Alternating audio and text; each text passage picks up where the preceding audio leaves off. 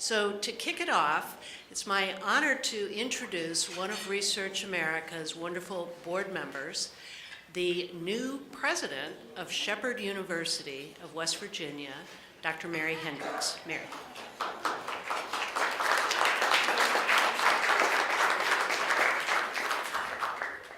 Well, good afternoon, everyone, and thank you so much, Mary. It is a great pleasure that I introduce Congressman David McKinley as today's guest speaker. Congressman McKinley has represented West Virginia's 1st District since 2011. He serves on the House Energy and Commerce Committee, which helped shape the 21st Century Cures Act. This legislation, as many of you will recall, accelerates the discovery, development, and delivery of new therapies for patients and invests in the Cancer Moonshot, the Precision Medicine Initiative, and the Brain Initiative. Cures provides vital funding for medical health and mental health and the growing opioid epidemic. Support also for the FDA to expedite the review of drugs and medical devices, and also the provisions to improve electronic medical records. Congressman McKinley has also played a lead role in bipartisan initiatives to increase funding for the NIH. In 2014, he received the American Association for Cancer Research's Distinguished Public Service Award for his leadership in supporting NIH research funding. As president of Shepherd University in West Virginia, I applaud the congressman's efforts to increase federal support for research and for innovation. He has been a strong research champion for our state and for our nation. Please join me in welcoming Congressman McKinley to the podium.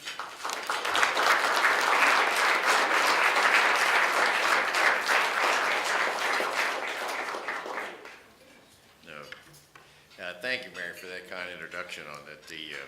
I just keep looking around this room.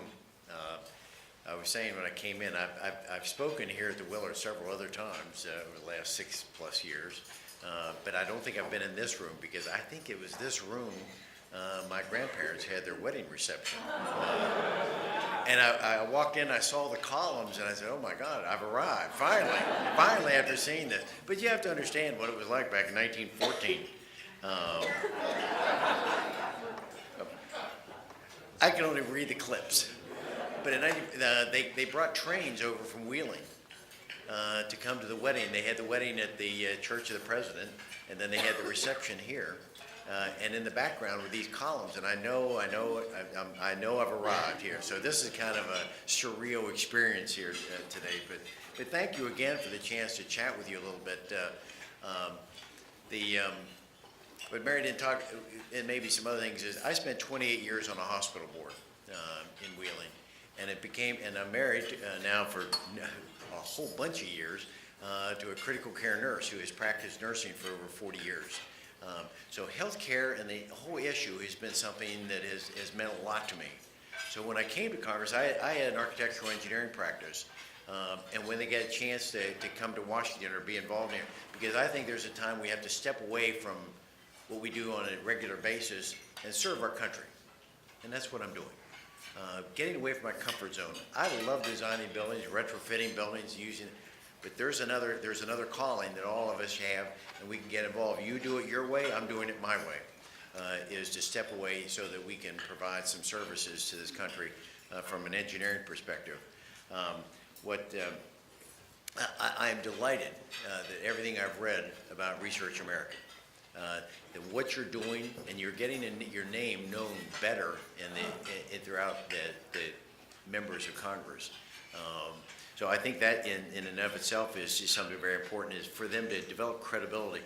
But you have to understand too, one of these things I mentioned about, I'm just one of 2 licensed engineers in Congress. Now think about that. There are 242 attorneys. I think you're getting the picture here. But like Seinfeld said, not there's anything wrong with that.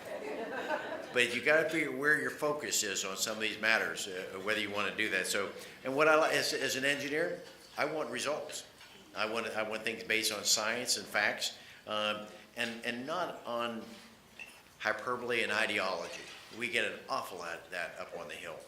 People that focus and they will twist the facts around in ways that make it very uncomfortable when we try to solve the problem. So what we want to do is find a way that people with more scientific background, I'd love for them to get more involved in this process.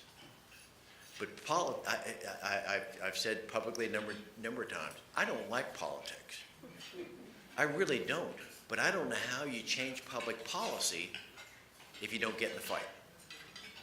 So as I said earlier, I'm out of my comfort zone, but I'm out there, I'm going to fight for you, healthcare, research, and engineering issues of infrastructure on roads and our bridges, our broadband coverage, our electrical grid system, things that I know they're in my wheelhouse.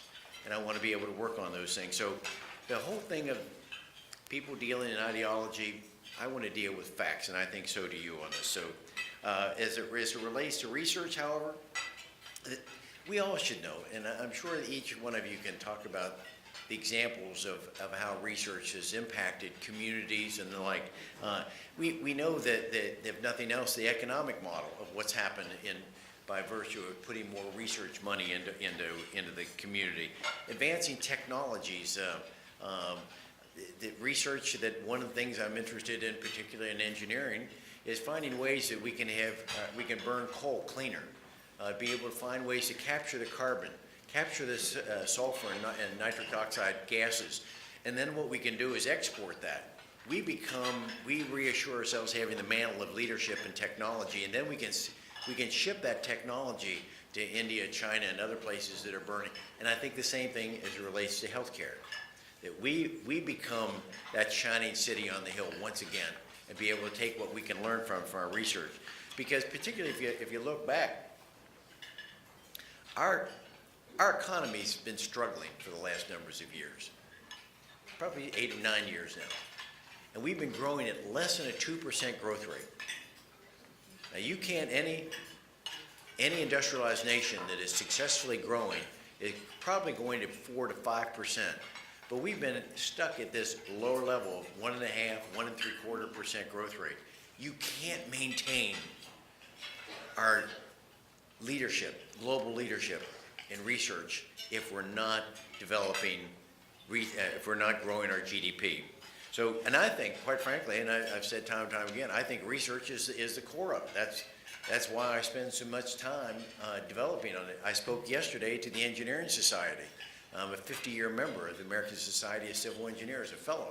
And we talked about research there because we can see what it does for community, what it does for this nation if we put our resources with it. But for example, we know that the research through NIH, and that's been one of my pet projects since coming to Washington.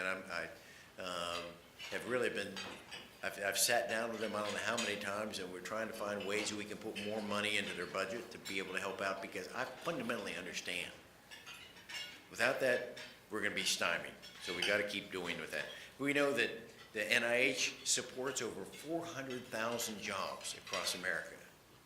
They have funded over $60 billion. I mean, think of it, as I remind people often, every year NIH writes grants for $32 billion a year.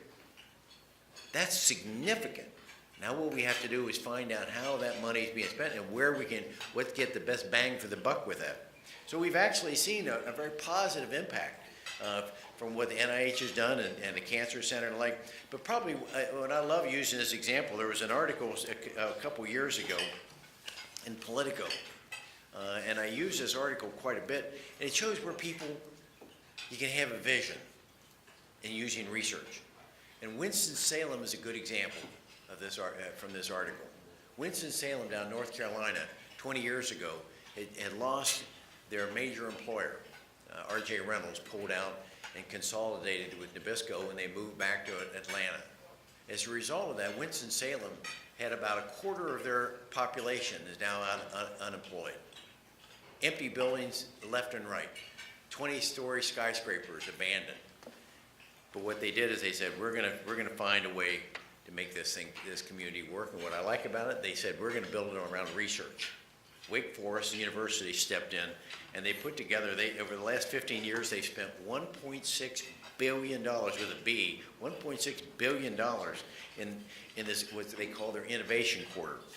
The research park now employs over 3,100 employees. It has 65 companies located there. 5 institutions of higher learning are involved in the facility. But it's not just creating jobs, but it's being innovative. It's breaking barriers, advancing science. The scientific discoveries that they're growing human bladders, muscles, and other organs using patients' own cells. But they're also producing human ears and tissue using 3D printers. That's all taken place just the last 15 years in a otherwise known as just in a heavy industrial belt. But they found going to research is a way to rebuild their community. And as a result of it, they've become bold, bodacious, and look what's happened. You see the back on them at Winston-Salem is truly a vibrant city, probably at that research center growing faster than any other research center that we have in the country. So I really applaud them. Now last year, what you were saying, Mary, was you took some of my lines here from me.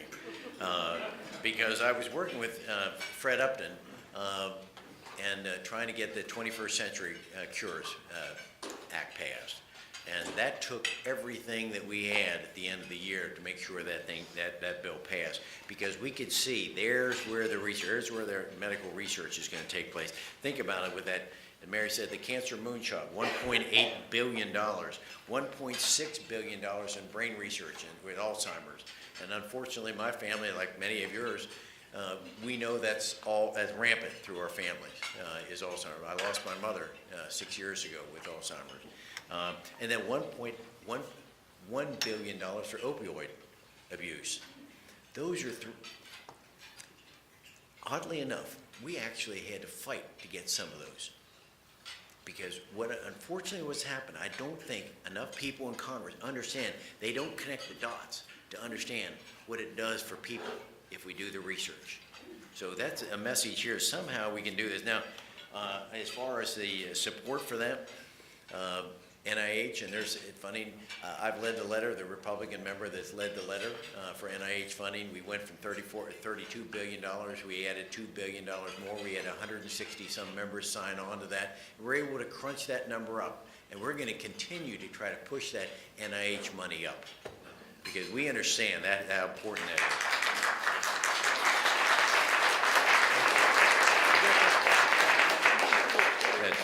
So investing in research, it really does have broad support. We all know that. You just simply, if nothing else, go down to Winston-Salem and talk to the community leaders down there. What would happen to their community if they had it. But our efforts on with the 21st Century Cure and the NIH funding, all that, we think about the broad support we were able to pull together to make something like that happen. From the American Cancer Society, the Heart Association, the Association of American Medical Colleges, and Research America, of course.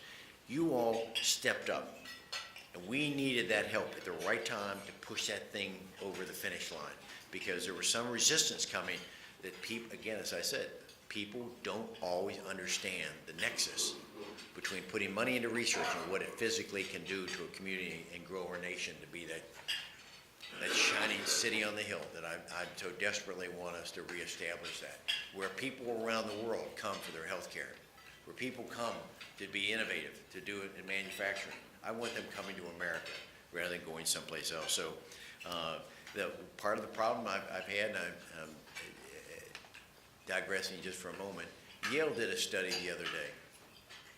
It showed that 50%, 49.5%, to be more precise, 49.5% of our American youth don't believe in the American dream. Now that ought to worry every one of us in this room when we have lost sight of the things that can make us great. Now I know the campaign slogans are what they are on that, but we've got to get people believing through our research what we can do to achieve even greater things across this country. And one of the things I'm going back, I've got to introduce a speaker at 1 o'clock, is about a engineering project called graphene. But there is something that we can also use across this country. It's being used in healthcare research. It's used on spinal injuries. We've got to go even further with that. We've got to retain that mantle of leadership when it comes to that. So I can't tell you enough how much the research in healthcare, how important that is to my office, to me, my family, how we're gonna, you got my full attention with it. So as we wrap up on this, let's just keep this momentum going with it. We've had some very good successes with 21st century cures. But don't stop there. Keep pushing. If you have to, nag me, but you're wasting your time, because I'm already there. But let's make sure we get more funding for NIH. Let's keep doing that to find out what we can do with cancer centers. Because if it's not Alzheimer's in my family, I got cancer all through my family. I'm now the second oldest McKinley that's ever survived this long. They all die of cancer. So I'm hoping, folks, that our research will come through quickly. Okay.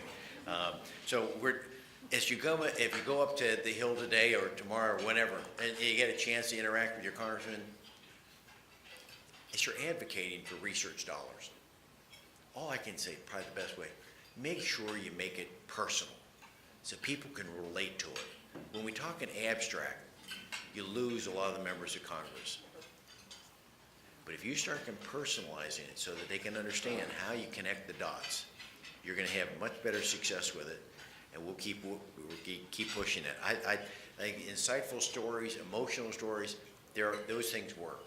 I know, as you were saying, you were a congressman for 21 years over in Chicago. You know that. Wouldn't you agree that you've got to personalize your message, and once you do, we're going to have more success with it. So, I thank you. I thank you for the chance to address you here for a little bit this morning and be your lunchtime entertainment. I know my role here, but I want you to please stay on this, because what you do for America is fabulous, and it allows us to reassert ourselves as a global leader. Thank you. God bless all of you.